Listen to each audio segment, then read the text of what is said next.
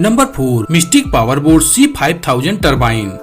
C5000 turbine को Florida स्थित mistake power boats company बनाती है। इसमें 2 इंजन लगे हैं जो प्रत्येक 1850 हार्स पावर की ताकत जनरेट करते हैं। इस तरह इस बोट की कुल पावर 3700 हार्स पावर की होती है, जिसकी बदौलत ये बोट 150 मील प्रति घंटे की गति से सुपर क्रूज हो जाती है। C5000 की अधिकतम रिकॉर्डेड गति 250 मील प्रति घंटे है।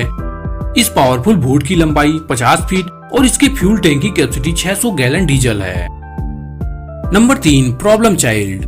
प्रॉब्लम चाइल्ड दुनिया का सबसे तेज गति से चलने वाला निट्रो ड्रैग बोट है। इसका इतना अजीब नाम प्रॉब्लम चाइल्ड इसके सुपर फास्ट